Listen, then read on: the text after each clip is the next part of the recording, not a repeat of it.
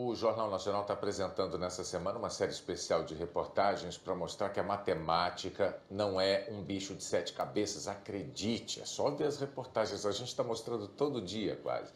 E você não percebe, porque a matemática está em toda parte, ela está em volta de você. Hoje, por exemplo, a gente vai ver que a natureza é matemática e serve de inspiração tanto para arquiteto quanto para engenheiro. Onde está a matemática? Às vezes a gente acha que ela é tão difícil que vive escondida nos lugares mais improváveis. E de repente, surpresa! Sem saber, você pode estar pisando na matemática todos os dias. Uma saliência no caminho. Para nós ela é barulho e até um risco de tropeçar. Mas para os matemáticos ela é linda. Uma tampa de bueiro, um círculo, da forma perfeita. Um conjunto de pontos que estão todos à mesma distância de um outro ponto. O círculo está em toda parte.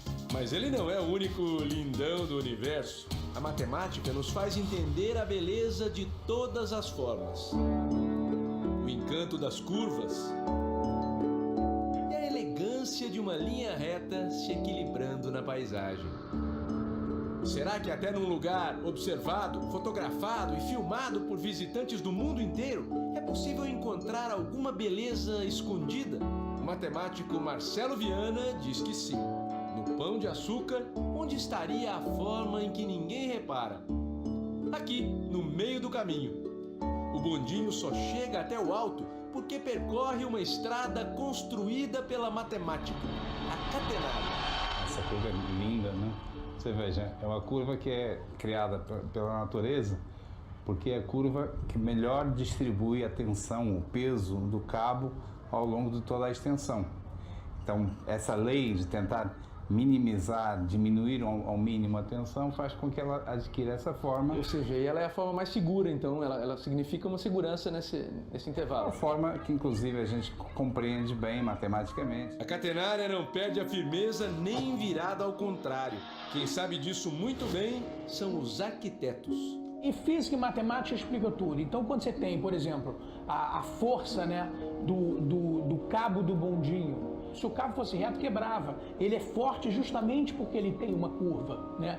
Essa curva a gente usa ao contrário, nas estruturas metálicas, nos grandes vãos, nas catedrais antigas.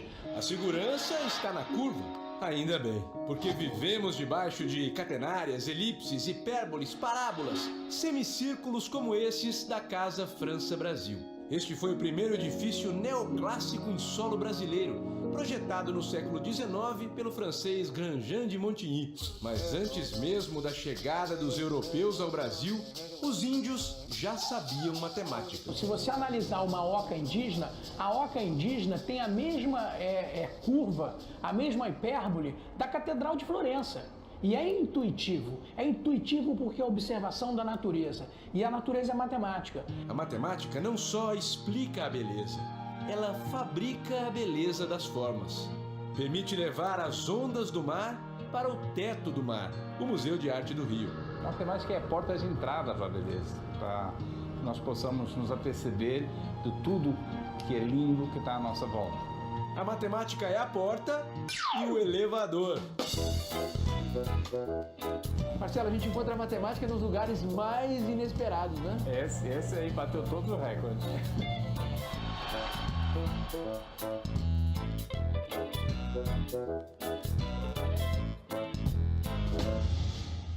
No teto do Museu do Amanhã, as verdades eternas da matemática parecem olhar para o futuro.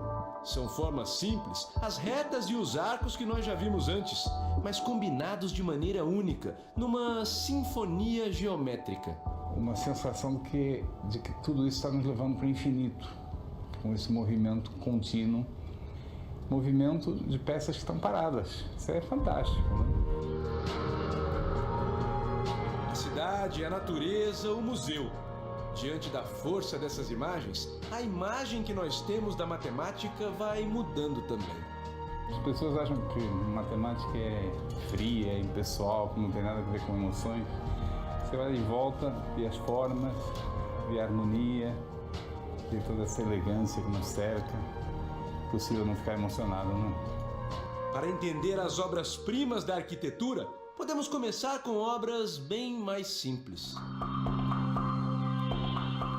Um brinquedo de criança, feito com canudinhos de papel. Essa forma aqui, o tetraedro, ele tem uma robustez extraordinária, porque se você tem pressão, peso colocado aqui, esse peso é distribuído de maneira igual, equilibrada para cada um dos pontos de apoio. Então essa estrutura tem uma resistência muito grande, justamente por causa desse equilíbrio. Ao contrário do cubo, que é uma forma fantástica, evidente, mas tem características completamente diferentes. Você nota que o cubo é flexível. Mas e o círculo? Qual a utilidade dessa forma perfeita? Se tantos bueiros são redondos, deve existir uma explicação. Com a palavra, a matemática. O círculo, qualquer posição que você mede, em qualquer ângulo, você obtém sempre o mesmo valor, que a gente chama de diâmetro do círculo. É sempre o mesmo comprimento. Isso significa que essa tampa nunca vai cair dentro do próprio buraco. Um bueiro é a prova de que é possível falar de matemática sem fazer nenhuma conta. E aquele medo de aprender, caiu. Nunca mais vai voltar. Amanhã, a matemática na Mega Sena.